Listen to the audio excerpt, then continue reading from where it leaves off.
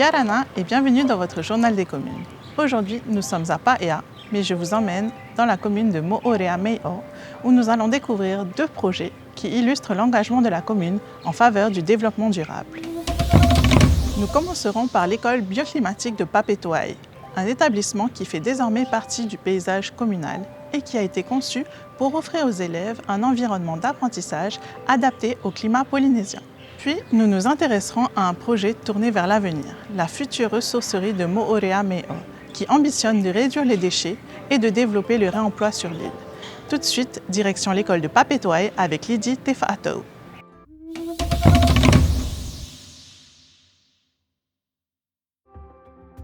Je suis Madame Tefa'atou Lydie, je suis donc directrice de l'école de Papetoae depuis 2009 jusqu'à aujourd'hui. J'ai été d'abord maîtresse spécialisée depuis 2004.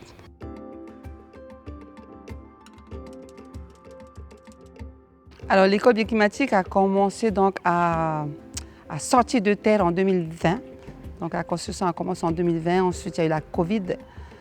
En 2022, la totalité de l'école a été construite. Donc nous avons investi tous les locaux en 2022. Et le 29 février 2024, l'école a été inaugurée par Monsieur le Président, Moïse Broderson.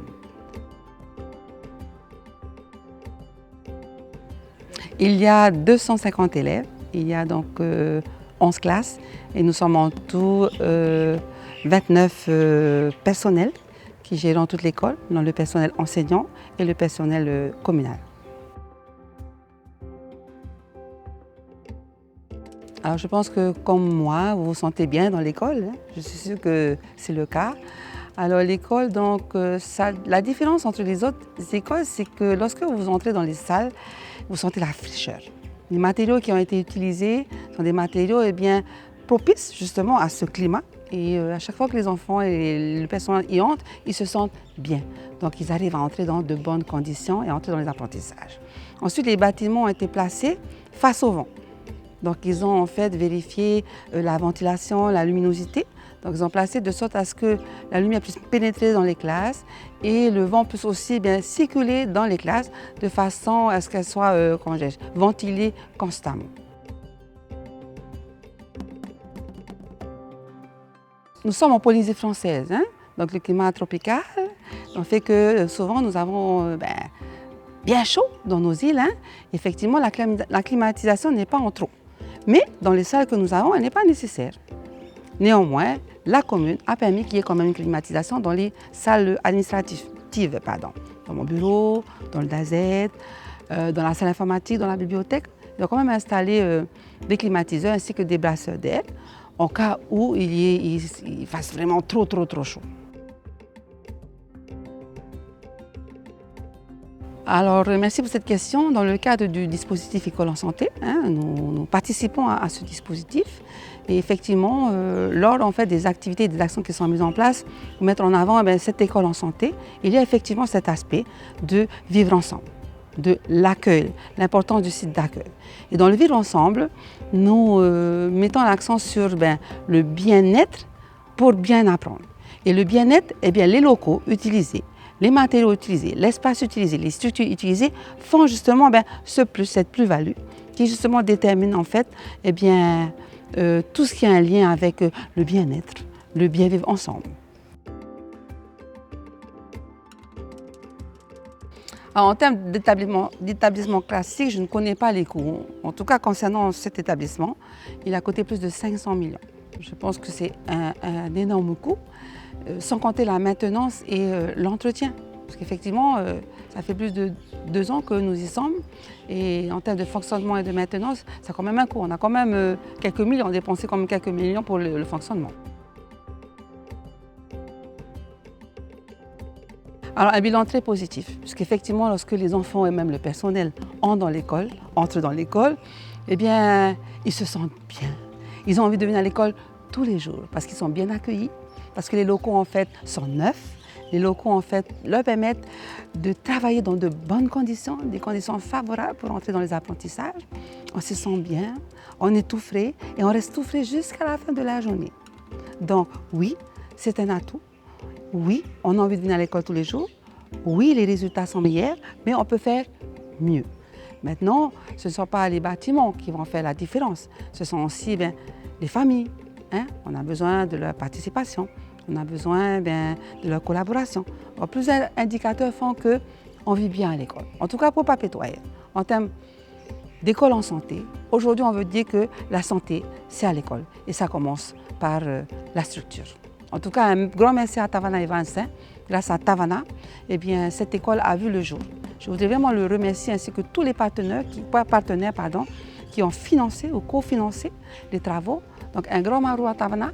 On est passé de la 2 chevaux à la Mercedes, je vous le garantis.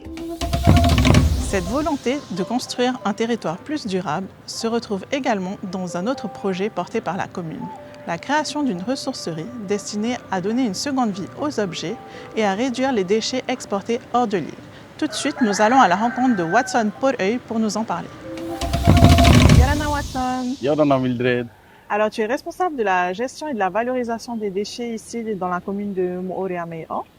Parle-nous un peu de tes missions. Alors, oui. Je me présente pour le Watson. Je suis responsable gestion et valorisation des déchets.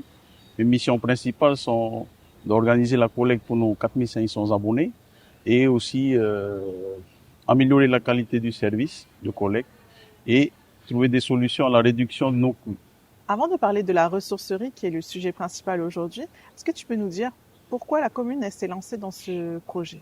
Alors la commune a décidé de se lancer dans ce projet avec des coûts qui augmentent d'année en année. Donc il fallait impérativement trouver des solutions.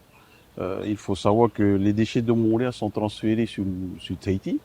Donc l'année dernière, c'était plus de 5000 tonnes de déchets transférés, avec un coût avoisinant les 300 millions de francs pour la commune. Donc il était impératif de trouver des solutions. Et la ressourcerie était une des solutions, en essayant de diminuer les déchets transférés sur Tahiti, en récupérant un maximum les déchets qui peuvent être valorisés sur Montréal. Justement, une ressourcerie, comment ça fonctionne et comment va fonctionner celle de Mo-o-Réa? Alors une ressourcerie, c'est un lieu où on va récupérer les objets pour les transformer, les réparer et les réemployer, pour leur donner une seconde vie, tout simplement. Donc celle de Montréal va fonctionner tout simplement, elle sera située en contrebas de la déchetterie de Montréal, donc un lieu stratégique. Avant d'envoyer tous les objets à la déchetterie, ils devront passer à la ressourcerie où un tri sera fait, une sélection des objets sera faite par l'association pour pouvoir être réintégrés dans le circuit de réparation de la ressourcerie. Donc tu viens de nous dire qu'il y aura une association qui va s'occuper de ça? C'est ça. Donc on travaille déjà actuellement avec une association qui est appelée Tewiro, qui est une association d'insertion, qui travaille essentiellement avec des jeunes de Montréal. Donc l'idée là était de organiser la collecte de ces déchets et que l'association s'occupe de la réparation de ces objets. C'est vrai qu'il y a une partie sociale. En quoi ça va donner de l'emploi et de la formation sur Mo-o-Réa selon toi? Alors c'est une toute nouvelle activité qui va être mise en place sur Montréal. Donc ça va donner de l'emploi pour ces jeunes et aussi une montée en compétences. Ces jeunes seront formés au métier de réparateur, et ça va donner de nouvelles compétences à ces jeunes. Donc qui va s'occuper de la formation? La formation sera dispensée par le réseau des ressourceries qui est déjà présente, qui a déjà une expérience et une expertise à ce niveau-là. Donc ils formeront ces jeunes à ce métier. Est-ce que tu peux nous dire, du coup, qu'est-ce que les habitants de Mo-o-Réa pourront venir apporter comme objet pour être réemployés ou réparés sur la ressourcerie? Alors tout d'abord, on va s'occuper des objets qui seront facilement réparables, donc des meubles, de l'électroménager par exemple, du textile aussi. Il y a beaucoup de textiles qui arrivent dans nos bacs qui peuvent être réutilisés. Donc essentiellement, ça va être ces objets premièrement qui vont être récupérés. Est-ce que tout le monde pourra venir ou est-ce qu'il faudra une sorte de preuve qu'on est habitant de Mo-o-Réa? Non, tout le monde sera les bienvenus. La ressourcerie, plus on récupère de déchets et moins des déchets seront transférés sur Montréal. Donc c'est l'idée. Okay. Il y a aussi une partie qui valorise le verre. Est-ce que tu peux nous parler de ça? Pourquoi c'était important pour Mo-o-Réa de valoriser le verre? Ah oui, alors la commune a fait l'acquisition de broyeurs à verre qui vont être en fonction très prochainement. Il faut savoir que plus de 200 tonnes de verre est transféré sur Tahiti. Donc l'idée c'était de récupérer un maximum de ce verre et de le broyer pour le réintégrer dans le circuit de production du service technique, parce que le service technique de la commune de Moorea consomme du sable pour ses travaux de bâtiment. Donc l'idée était simple, c'était de récupérer ce verre, le broyer et diminuer le verre qu'on envoie sur Tahiti et le réutiliser dans nos travaux de bâtiment. Voilà. Ce projet de ressourcerie, dis-moi, il en est où? Quelles sont les prochaines étapes? Alors là, le projet de ressourcerie est vraiment dans sa première étape de conception. On a eu la chance et on remercie pour eux d'avoir répondu à notre appel à manifestation d'intérêt. On a été lauréat de l'appel à manifestation en obtenant un financement de plus de 22 millions de francs. Donc on remercie pour eux pour ça et la DIREN. Et nous sommes en phase d'écriture et de conception du projet. Donc cette ressourcerie devrait voir le jour en 2028. La production, les premiers objets réparés devront commencer en 2028. Ok, super. On vous souhaite bonne continuation pour ce projet et on se retrouve en 2028 pour l'inauguration. C'est ça. Merci mille. Merci, Bretson. À travers ses équipements et ses projets environnementaux, Moorea Mei'o poursuit son engagement en faveur d'un développement plus durable et d'une meilleure qualité de vie pour ses habitants. Avant de nous quitter, passons à l'agenda des communes. À Rimatara, 2 ateliers de diagnostic et de réparation d'appareils en panne seront organisés par l'association Tia'i Whenua et la commune. Ils se tiendront sous le chapiteau blanc le jeudi 18 juin de 8h à 17h et le vendredi 19 juin de 8h à 14h. À Uturua, le Tiurei démarre ce jeudi 18 juin. Rendez-vous sur la place To'ahuri Nihi jusqu'au 9 août. La communauté de communes des Marquises, la CODIM, recherche ses volontaires pour des missions de service civique dans les 6 communes des îles Marquises. Si vous avez entre 16 et 25 ans, 30 ans pour les personnes en situation de handicap, vous pouvez déposer votre candidature jusqu'au 19 juin pour un début de mission le 1er juillet. À Teerapu Ouest, le Conseil de l'accès aux droits de Polynésie française organise des consultations juridiques gratuites le 17 juin au Whareura de Taravao et le 19 juin à la mairie de Teahupo'o de 9h à midi. À Paea, la commune informe la population de l'ouverture de l'opération Encombrants ménagers, qui a commencé le 2 juin et se terminera le 1er août. Les déchets de bois, les déchets mélangés ainsi que les appareils électroménagers et électriques peuvent être déposés à Manuiti du mardi au samedi.